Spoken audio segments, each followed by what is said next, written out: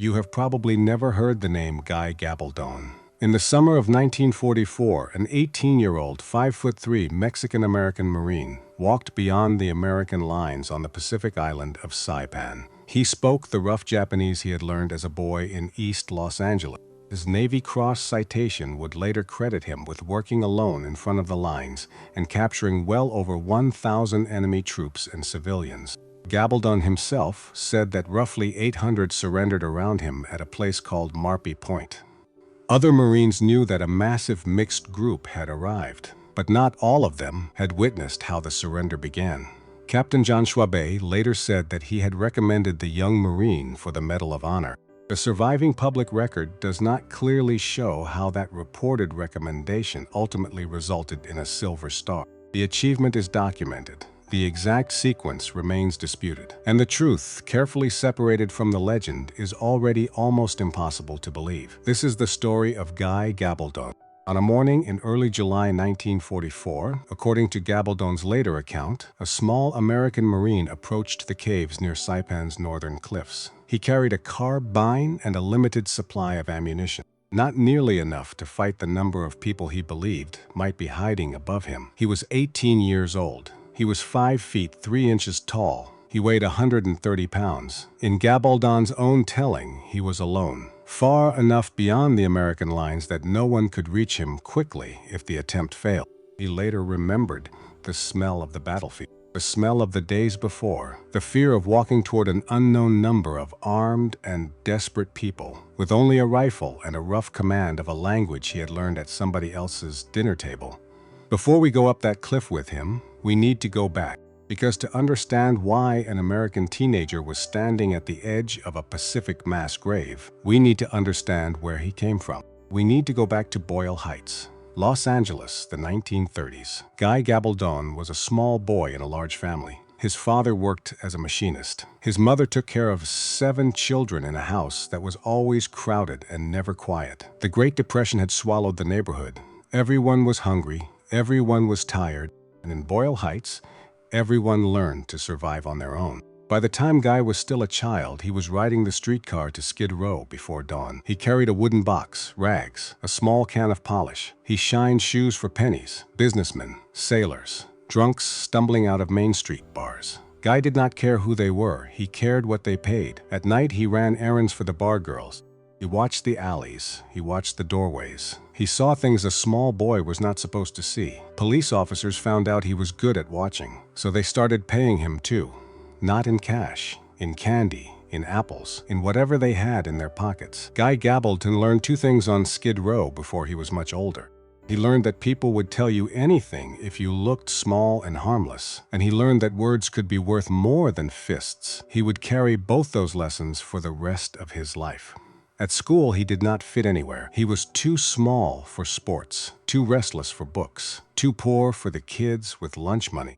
But there were 2 boys who did not care about any of that. Their names were Lyle and Lane Nakano, Japanese-American twins. They sat with Guy at lunch. They walked home the same way, and after a while, Guy stopped walking to his own house. He started walking to theirs. The Nakano home was quiet, clean, ordered. There was a widowed mother named Sumi, several children, and there was food. Not a lot, but there was always enough. And there was always a place for Guy at the table. As a boy, Gabaldon became close to the Nakano family and spent several formative years in their home. According to his own later recollection, he began living with them while he was still a child.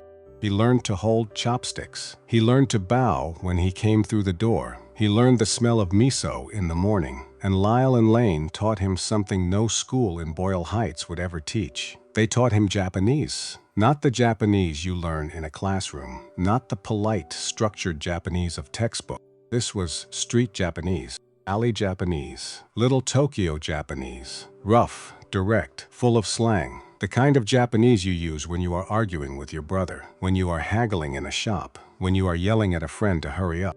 He was learning the language and the cultural instincts that would one day help him persuade frightened Japanese soldiers and civilians to consider surrender. He learned the language. He learned the customs. He learned what it meant to bow at the door.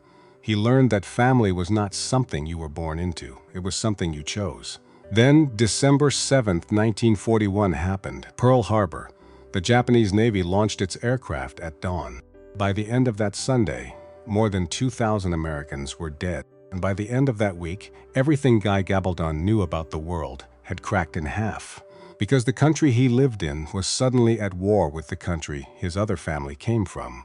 President Franklin Roosevelt signed Executive Order 966 in February of 1942. The order did not name Japanese Americans directly. It authorized the military to create exclusion zones. The orders that followed those zones were used to forcibly remove and imprison people of Japanese ancestry from the West Coast. Tens of thousands of them were American citizens. It did not matter. If your face looked Japanese, you were going to a camp. The Nakano family was forcibly removed from Los Angeles and sent to a wartime incarceration camp. Later accounts most often placed them at Heart Mountain, Wyoming. High plains, barbed wire, guard towers, winters that killed, summers that burned. When the Nakanos were removed, Guy was left behind. The family that had given him a place at its table disappeared behind barbed wire. He was a teenager. He had no home. He had no family. He had the clothes he was wearing and a memory of a table set for one more. Within a couple of years, both Lyle and Lane Nakano would do something extraordinary. They would enlist in the American Army.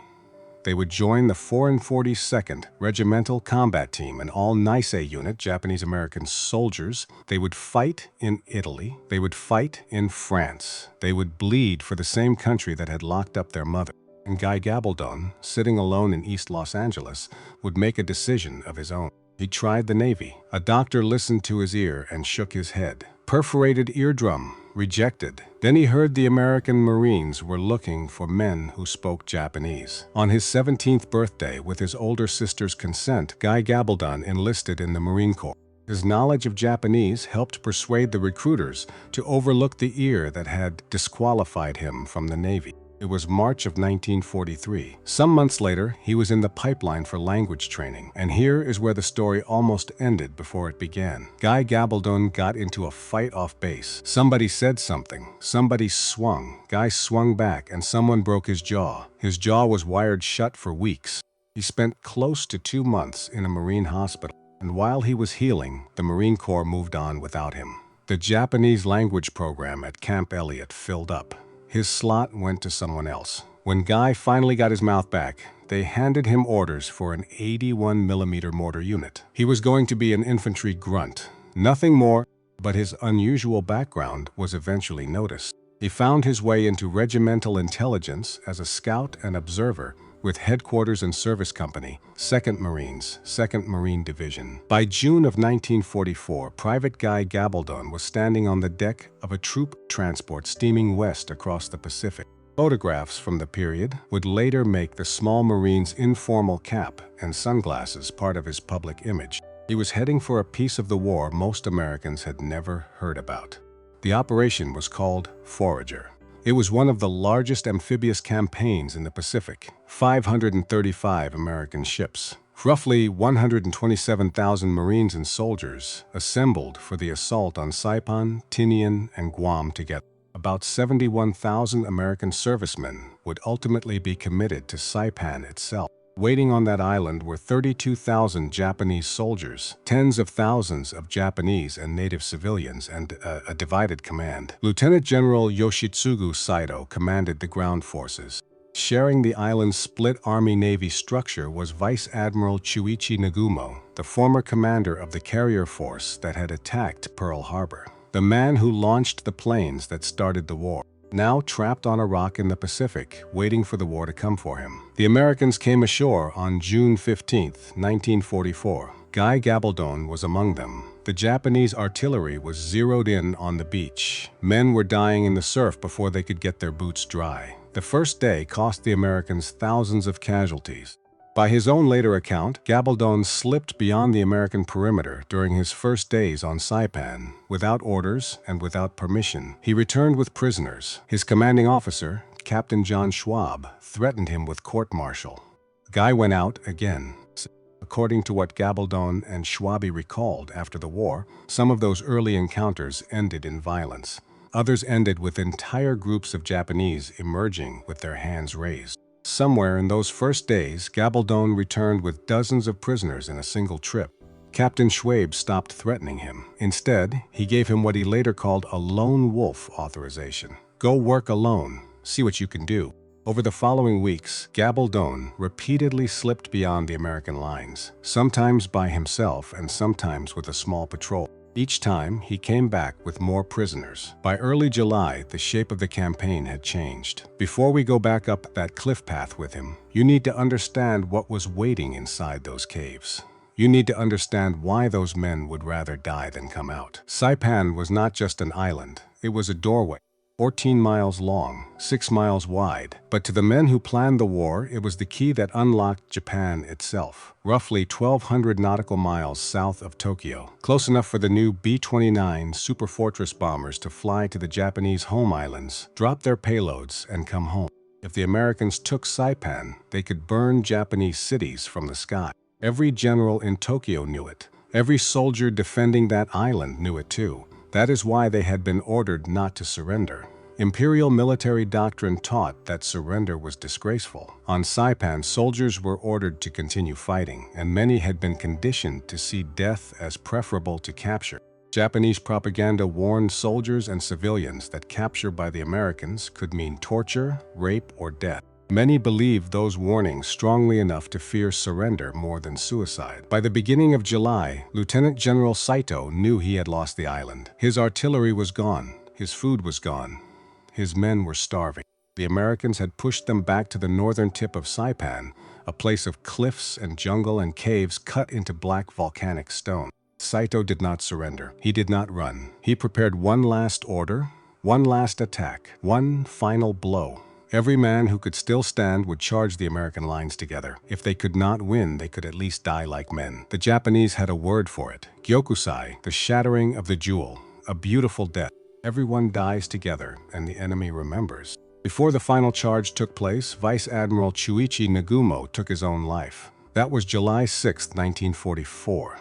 Lieutenant General Saito followed him one day later, on July 7th, after issuing the final order for the attack. The admiral who had commanded the carrier force at Pearl Harbor died on an island roughly 1,200 nautical miles south of Tokyo. Before dawn on July 7th, the Gyokusai began. Thousands of Japanese soldiers came out of the darkness at once. They ran in a line more than a mile wide. Some had rifles, some had swords, some had bamboo poles sharpened to a point, some carried grenades taped to their chests, some had no weapons at all, just their bodies. They ran into American positions along the Tanapag Plain screaming a single word, Banzai. The gunfire started at 400 yards, then 300, then 200, then 20, and still they kept coming. Wounded men crawled forward. Men with no legs pulled themselves through the dirt. Men on fire ran the last 30 yards before they fell. The battle lasted through the day and into the night.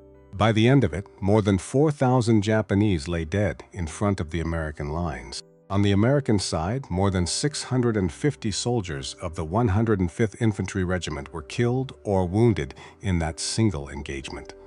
The survivors of the Gyokusai crawled north. They climbed the cliffs, they disappeared into the caves, and they waited. That is who was inside the rock, in Gabaldon's telling, when he approached those caves. Not soldiers who had lost. Soldiers who had already died in their own minds. Soldiers who were only waiting for their bodies to catch up. And there was more. In the final days of the battle, as the fighting reached Saipan's northern cliffs, hundreds of civilians would leap from those cliffs rather than surrender. It became one of the most horrifying scenes of the entire Pacific War. Guy had seen the suicides. So had many of the Marines fighting near the northern cliffs.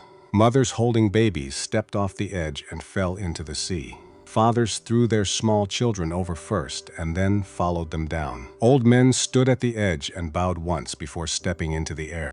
Bodies, including those of children, were later found along the shoreline. Images Gabaldon said never left him. That was the world at the northern end of Saipan in the second week of July 1944. Thousands of fresh corpses on the plain, small bodies rolling in the surf, and in the caves cut into the volcanic rock, hundreds of men and women and children who had decided the ocean was safer than an American.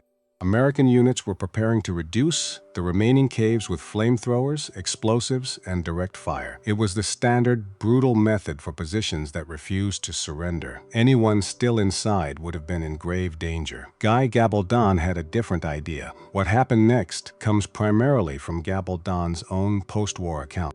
No surviving Japanese testimony independently confirms every detail. In his own later telling, he picked out 2 Japanese prisoners he had captured earlier. They were young, thin. They had lived long enough to trust him a little. They had eaten the food he brought. They had watched him keep his word. He sent them back up the cliff, unarmed. They were going to walk into the caves where their friends were dying. They were going to tell them what they had seen, that the American Marines had not tortured them, that they had been given water, that they had been given food, that the small American with the strange Japanese accent was telling the truth. He needed them to say one more thing. He needed them to say that surrender was possible, that it would be honorable, that no one had to die today. They agreed. Guy watched them start up the path. He watched them get smaller. He watched them disappear into the black mouth of the largest cave. Then he sat down and waited. Stopped for a moment, not as a viewer, as a father, as a grandfather, as a man who has waited on hard news in his life. An 18-year-old boy is sitting on a rock. Above him is a cave full of men who want to die. He has no radio. He has no backup. If he had a son right now, that son would never meet him. He is that alone. Try to imagine what those minutes felt like. Try to imagine the sound of your own heart in your ears when the only thing you can do is wait. He waited a long time. Nothing happened. As the silence continued, Gabaldon later recalled, fearing that the 2 messengers had already been killed. He began to think that a Japanese officer had put a pistol to the back of each of their heads for the crime of talking to an American. He began to think he was next. He was going to have to walk up there himself. He stood up. That is when, in his account, the first Japanese soldier appeared at the mouth of the cave. The man was thin. His uniform was torn. He had no visible weapon. He walked slowly down the cliff path, one step at a time, like a man walking on ice. Behind him, another man appeared, then several more, then dozens.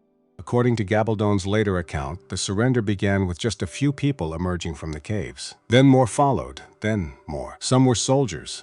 Some were wounded soldiers. Some carried other soldiers who could not walk. Behind them came civilians, women, some holding babies, old men, children. They came down the cliff path in a slow, silent line. They were still coming out of the caves when the first ones reached the bottom. Gabaldon later recalled ordering the first group to sit down and remain still. The lead soldier stopped. He looked at the boy holding the rifle. Then he sat down in the sand. Behind him, the rest of the column sat down. The morning wore on. The number kept growing. In Gabaldon's later account, dozens became scores. Scores became hundreds. Some of them had not yet been searched. Some may still have been carrying hidden weapons. He had no way to know for certain. He was one Marine with a carbine in front of a growing crowd of exhausted, starving, defeated human beings. And if any one of them decided to try something, this was going to end in the next 10 seconds. Guy Gabaldon knew that, and then, according to his memory, he saw the officer. In Gabaldon's recollection, a Japanese officer eventually came down from the caves. The officer's identity has not been firmly established, and no known Japanese account preserves his side of the conversation. Gabaldon remembered promising food, water, medical care, and protection from execution. He remembered describing what he had seen of the American forces. He remembered explaining that Japan's carrier air power had been crippled in the Battle of the Philippine Sea less than 3 weeks earlier, and that no meaningful relief force was coming to Saipan. Whether those were the exact words is impossible to know. What is known is that the standoff ended, and more people began emerging from the caves. Later, in his memoir, Guy would write that he thought the officer heard something in his voice, something that told him this American boy had not learned Japanese from a manual. He had learned it from a family. There is no way to verify that. Only Guy remembered. In Gabaldon's account, roughly 800 soldiers, paramilitary personnel, and civilians emerged during the mass surrender at Marpy Point. It remains one of the most extraordinary surrender episodes attributed to a single American serviceman during the Pacific War. And now Guy had a new problem. He was one American, in the middle of hundreds of Japanese. He had to get them off that ground and back to American lines through terrain that was still contested. He had no radio, he had no truck, he had no way to warn anyone that he was coming. And American patrols who saw a mass of Japanese moving in formation might shoot first and identify later. Gabaldon later recalled using a white shirt to signal that the column was surrendering. He then began leading the group toward American-held territory. Gabaldon later recalled several close calls with friendly fire during his work on Saipan. Whether one occurred during this particular march is not clear, but the danger was real. American troops could easily mistake an approaching Japanese column for an attack. Somehow, none of them did. When the column reached American-held territory, Marines took control and began processing the surrender. The group was searched and disarmed.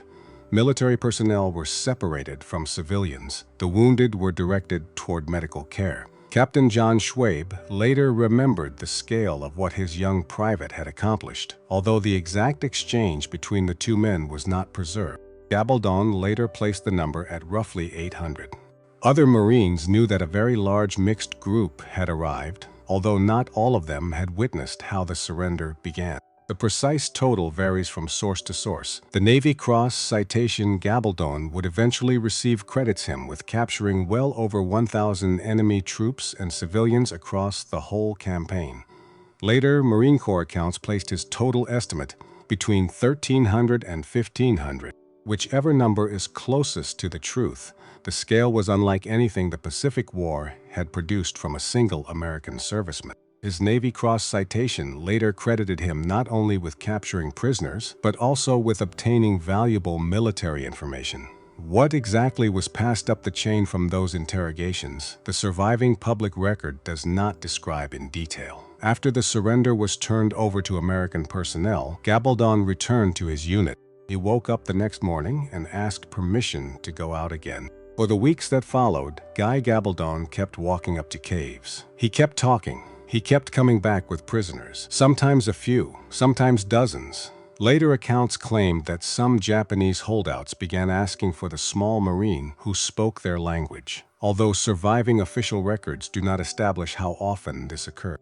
By the end of his operations on Saipan and Tinian, his Navy Cross citation credited him with capturing well over 1,000 enemy troops and civilians. Later Marine Corps accounts placed the estimate between 1,300 and 1,500. On July 24, 1944, the 2nd and 4th Marine Divisions began landing on Tinian, roughly 5 nautical miles southwest of Saipan. Most of the fighting was over quickly. What was left was cleanup. Small groups of Japanese holed up in jungle caves, refusing to come out, waiting to die. The same job, the same method. Later in his Marine Corps service, Gabaldon was wounded in a machine gun ambush. In his oral history, he recalled being hit in the hand and ribs, nearly losing the hand, and suffering a dangerous reaction to morphine during surgery. His combat service was over. He was 18 years old. He had carried out one of the most extraordinary individual prisoner capture operations of the Pacific War. After treatment, he was assigned to Camp Lejeune, where he taught Japanese to other Marines. He eventually left the Marine Corps at the end of his enlistment. He came home to East Los Angeles as a young man carrying things he could not put down. He had nightmares. He had memories of Marpy Point that never left him. When he tried to talk about what had happened, people did not believe him. 1 private, 1 carbine, 800 prisoners. It sounded like a movie, so he stopped telling it. Meanwhile, somewhere in the awards process, a piece of paper moved. Captain John Schwabe later said that he had recommended Gabaldon for the Medal of Honor. No publicly available copy of the original recommendation has fully established how it moved through the awards process. What is known is that the recommendation was eventually reduced. The surviving public record does not clearly establish who made that decision or why. The result, however, was clear. Guy Gabaldon initially received the Silver Star. Years later, he and his supporters continued to argue that the scale of his actions deserved higher recognition. For a decade, Guy Gabaldon did not talk about Saipan much. He worked jobs, he lost jobs, he moved, he got married, he had children, he tried to be a normal man.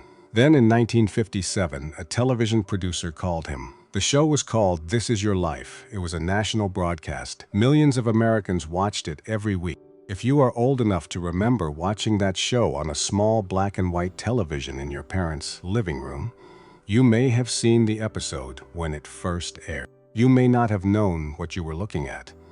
You were looking at a man who had done something extraordinary, sitting under bright studio lights while the country finally learned his name.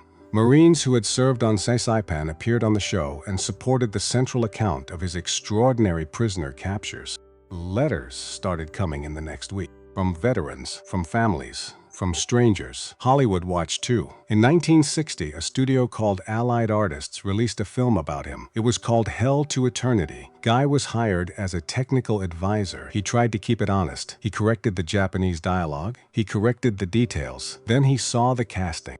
The studio cast Jeffrey Hunter, a conventional Hollywood leading man who looked nothing like the 5'3" Mexican-American Marine he was portraying. Gabaldon later remarked on the obvious difference. If you were a boy or a young man in 1960 sitting in a movie theater in Kansas or California or Michigan, you may have seen this film. You may have watched Jeffrey Hunter play the hero. What you did not know was that the real man might have been sitting 3 rows behind you, small, quiet, watching a stranger pretend to be him. Later in 1960, the same year the film was released, Gabaldon's Silver Star was upgraded to the Navy Cross. The Navy Cross is the Department of the Navy's second highest decoration for valor, ranking immediately below the Medal of Honor. It is awarded for extraordinary heroism. In 1960, the Marine Corps formally upgraded his Silver Star to the Navy Cross. The citation praised his extraordinary heroism, his work alone in front of American lines, the military information he obtained, and his capture of well over 1,000 enemy civilians and troops. But the question in the years to come, the one many veterans and historians kept asking, was still there. Why not the Medal of Honor? Gabaldon himself believed prejudice had played a role in the decision. He was Mexican-American. Very few Latino Marines received the top decoration in World War II. His supporters agreed. Other veterans and historians disputed the numbers, disputed the witnesses, disputed the circumstances. No surviving official explanation ever established the reason. The record simply went quiet. Guy moved to Saipan. He lived on the island for many years. He built a business. He raised a family. He married a Japanese woman named Ohana Suzuki. He walked the beaches where the small bodies had washed up in 1944. Japanese tourists sometimes recognized him. Some of them cried. Some of them bowed. A few said their grandfathers had been in those caves. He wrote a memoir. He called it Saipan, Suicide Island. Military historians read it. Most Americans did not. In 1998, his old brothers in arms started a campaign to upgrade his Navy Cross to the Medal of Honor. They gathered documents. They found witnesses who were still alive. They wrote to Congress. They wrote to the Secretary of the Navy. The normal statutory deadlines had long passed. Federal law still allowed limited exceptions if a timely recommendation had been lost or left unacted upon. Congress could support further review, but no later effort resulted in the Medal of Honor. Guy Gabaldon spent the rest of his life quietly fighting for a piece of metal that never came. He wrote letters. He testified. He appeared at veterans' events. He got old. His hair went white. The nightmares never stopped. Some historians questioned him even at the end. Robert Sheeks, another Marine Japanese language officer on Saipan, later emphasized that he had not personally witnessed the mass capture. He said the group included military personnel, paramilitary auxiliaries, and many civilians. Other critics separately questioned whether the episode was more complicated than the popular one-man version suggested. The 800, in other words, may not have been 800 armed enemy troops. They may have been something more complicated. A collapsed society, a defeated garrison, families and soldiers together in the dark waiting for something to happen. What is not in dispute is this: Gabaldon walked toward those caves when American forces were preparing to burn them. He walked back with hundreds of human beings alive, and most of them, according to his Navy Cross citation, were civilians. Guy Gabaldon died on August 31, 2006. He was 80 years old. Heart disease, Old Town, Florida. A quiet house, a quiet morning. He was buried with full military honors at Arlington National Cemetery. His Silver Star had been upgraded to the Navy Cross. He also carried the Purple Heart, but the Medal of Honor never came. Today, at Arlington, there is a headstone with his name on it. In Japan and in the United States, his story continues to be cited as an example of how language, cultural knowledge, and the promise of humane treatment can sometimes achieve what firepower cannot. Here is the part that stays with you. By his own account, Gabaldon sometimes used lethal force.